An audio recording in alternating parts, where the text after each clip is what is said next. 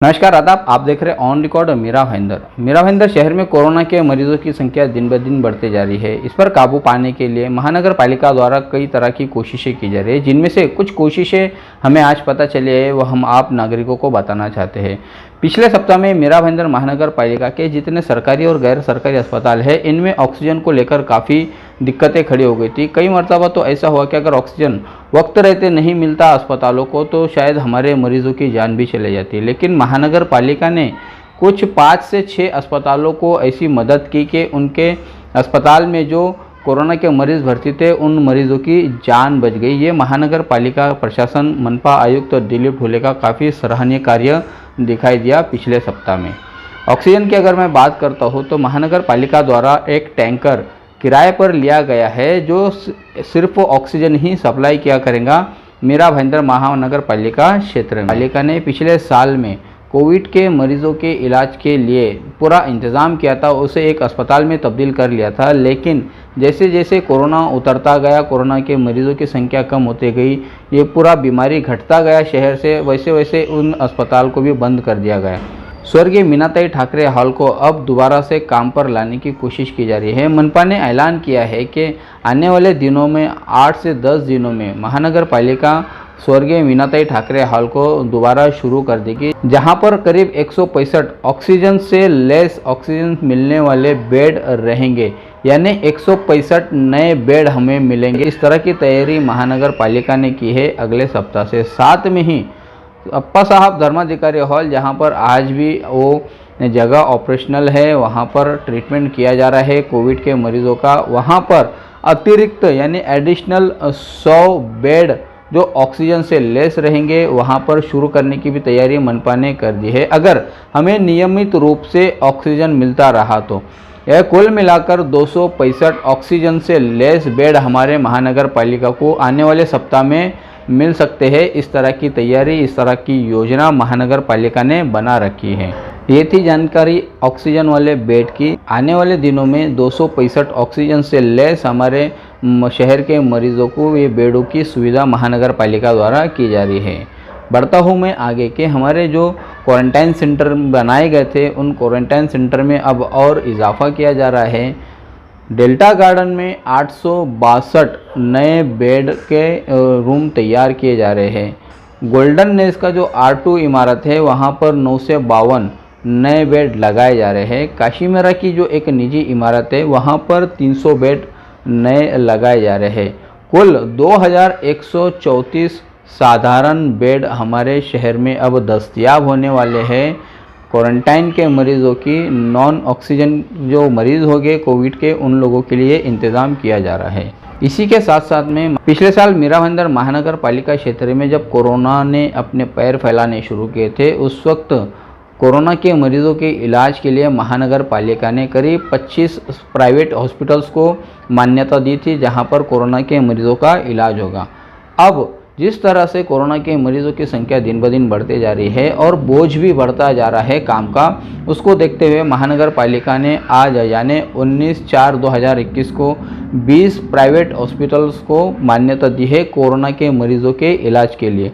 यानी हमारे यहाँ पर अब करीब 45 नॉन कोविड जो अस्पताल हुआ करते थे, अब वो कोविड अस्पताल है जहां पर कोरोना के मरीजों का इलाज होगा। बढ़ते हुए कोरोना का प्रादुर्भाव को देखते हुए महानगर पालिका के जितने भी सरकारी अधिकारी हैं, सरकारी कर्मचारी हैं, उन सभी की छुट्टियां रद्द कर दी गई है। इस तरह का निर्णय भी आज मनपा के आयुक्त दिलीप ढोले ने लिया है। कोरोना टीकाकरण की अगर मैं बात करूँ तो जो हमें जानकारी मिली है महानगर पालिका के द्वारा, उसके मुताबिक अब तक मीरा भाईंदर महानगर पालिका ने कुल 1,30,268 नागरिकों को टीका लगाया है और रोज़ाना 4 से 5 हज़ार नागरिकों को टीका लगाया जा रहा है। इस तरह की जानकारी मनपा द्वारा भी मिली है।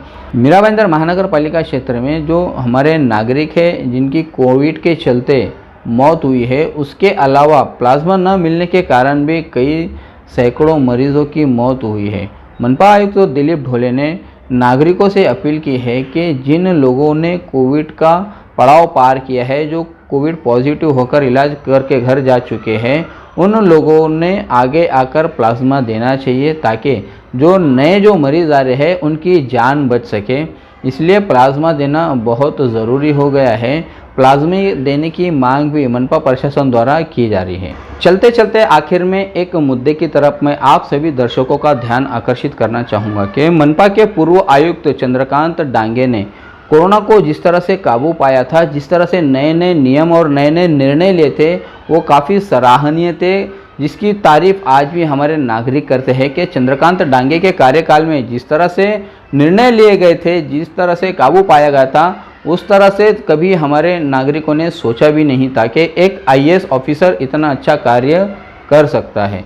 उनके अनेक निर्णयों में से एक निर्णय मैं आपको याद दिलाना चाहूँगा और हमारे शहर के उन गैर जिम्मेदार लोक प्रतिनिधियों को याद दिलाना चाहूँगा कि मनपा आयुक्त चंद्रकांत डांगे ने जो निर्णय लिया था, कोरोना दक्षता समिति बनाई गई थी। उस कोरोना दक्षता समिति के सदस्य प्रभाग समिति के नगर सेवक हुआ करते थे, प्रभाग समिति के सभापति और उस प्रभाग का ऑफिसर यानी वार्ड ऑफिसर। इस तरह की ये समिति बनाई गई थी जिनकी जिम्मेदारी थी, जिनका कर्तव्य था कि अपने अपने इलाकों में, अपने अपने वार्ड में बढ़ रहे कोरोना के मरीजों की संख्या को देखते हुए किस तरह से काबू पाया जा सके, उस पर स्टडी करें। जनता के बीच में मनपा द्वारा जो निर्णय लिए जाया करते थे उसमें किस तरह से तालमेल बनाया जाए, किस तरह से जनता को विश्वास मिलाया जाए, इस पर उस समिति को काम करना होता था। जहाँ तक हमें जानकारी हाथ लगी है उसके मुताबिक एक मर्तबा ही केवल मेयर ज्योत्ना हसनाले के यहाँ पर उस दक्षता समिति के सदस्यों की मीटिंग हुई थी और उस मीटिंग में काफ़ी अहम बातें हुई थी, लेकिन उन बातों को एक तरह से कूड़ेदान में ही डाल दिया गया था। जैसे ही मनपा के पूर्व आयुक्त चंद्रकांत डांगे का तबादला हुआ, वो समिति के सदस्य कहाँ चले गए, प्रभाग समिति के सभापति कहाँ चले गए और उस वार्ड ऑफिसर ने भी इस पूरे मामले में कभी ध्यान नहीं दिया। कुल 6 वार्ड ऑफिसर हैं हमारे मीरा भाईंदर पालिका क्षेत्र में और उस समिति के सदस्यों की जो जिम्मेदारी हुआ करती थी कि अपने अपने इलाकों में किसी भी तरह कोरोना के मरीजों का तकलीफ़ ना हो, उन्हें मदद हासिल हो, उन्हें किस तरह से सरकारी तौर से मदद दी जा सके, इस पर वो काम करें। हमारे शहर में जिस तरह से ये सेकंड वेव आया है, इस दूसरी लहर में महानगर पालिका और पुलिस प्रशासन हतबल होता हुआ दिखाई दे रहा है। ये जनता के बीच में जाकर काम कर रहे हैं, कड़ी मेहनत कर रहे हैं, काफ़ी मशक्क़त कर रहे हैं और नई नई उपाय योजना लाए रहे हैं कि किसी तरह से कोरोना पर काबू पाया जा सके, इसे और ज़्यादा बढ़ने न दे। मीरा भाईंदर शहर में जिस तरह कोरोना तेज़ी से बढ़ता हुआ जा रहा है, उसी तरह, उसी तेज़ी से, उसी ताकत और उसी रफ्तार से मनपा प्रशासन भी अपना काम कर रहा है। मनपा प्रशासन पूरी ताकत से मेहनत करता हुआ दिखाई दे रहा है। जो महानगर पालिका नियम बनाती है, उन नियमों का पालन करने के लिए पुलिस 24 घंटे काम कर रही है। धूप में, रात में, भूखी प्यासी और रास्ते पर दिखाई दे रही है ताकि किसी भी तरह से नियमों का पालन हो, हमारे नागरिक घर से बाहर ना निकले और जो नियम बनाए गए हैं उन नियमों को देखते हुए नागरिकों में जागरूकता आए और कोरोना पर काबू पाया जा सके। इसके चलते मनपा प्रशासन मुस्तैदी से काम कर रहा है, पुलिस प्रशासन काफ़ी मेहनत और मुस्तैदी से काम कर रहा है, पत्रकार वर्ग है वो अपने तरह से, अपने लेवल से वो काम कर रहे हैं, लोगों में जागरूकता पैदा करते हुए दिखाई दे रहे हैं। अब यहाँ पर हमारे जो नागरिक है वो नागरिक भी महानगर पालिका और पुलिस प्रशासन का साथ देते हुए दिखाई दे रही है। तो यहाँ पर सबसे आखिरी जो किरदार बचा हुआ है वो है हमारे शहर के लोक प्रतिनिधियों का, जिनमें हमारे शहर सभी दलों के नगर सेवक आते हैं। कोरोना के बढ़ते हुए संक्रमण को देखते हुए, बढ़ते हुए मरीजों को देखते हुए मनपा द्वारा नागरिकों के हित के लिए नए नए नियम बनाए जा रहे हैं। उन नियमों का पालन करने के लिए पुलिस पर जिम्मेदारी सौंपी गई है। पुलिस अपनी जिम्मेदारी बखूबी निभाती हुई दिखाई दे रही है। अब यहाँ पर ज़रूरत है हमारे महानगर पालिका क्षेत्र के उन सभी नगर सेवकों की जो इस वक्त नदारत दिखाई दे रहे हैं। उन नगर सेवकों का कर्तव्य बनता है, उनकी जिम्मेदारी बनती है कि वो मनपा और पुलिस प्रशासन के कंधे से कंधा मिलाकर उनके साथ खड़े रहें। जनता में विश्वास पैदा करने के लिए वो रास्ते पर उतरे, वीडियो के माध्यम से, सोशल मीडिया के माध्यम से वो अपने अपने इलाकों में जनता के बीच में इस नियमों के बारे में बताए, लोगों में जागरूकता पैदा करे। कम से कम इतना तो हमारे नगर सेवक कर ही सकते हैं। जिस तरह से चुनाव के दौरान नगर सेवक घर घर जाकर अपने पैम्पलेट देते हैं काम के बारे में कि उन्होंने ये काम किया और ये काम करेंगे भविष्य में, उसी तरह से आज हर नगर सेवक की जिम्मेदारी बनती है, उसका कर्तव्य बनता है कि अपने मतदाताओं के बीच में विश्वास पैदा करें। जो विरोध पिछले दिनों देखा गया था व्यापारी द्वारा, उस वक्त भी हमारे शहर के नगर सेवक, निकम्मे नगर सेवक कहीं पर दिखाई नहीं दिए कि वो जनता, व्यापारी और प्रशासन के बीच में तालमेल बैठा सके। केवल चुनाव के दौरान ही ये हाथ जोड़ते हुए आते हैं हमारे दरवाज़ों पर।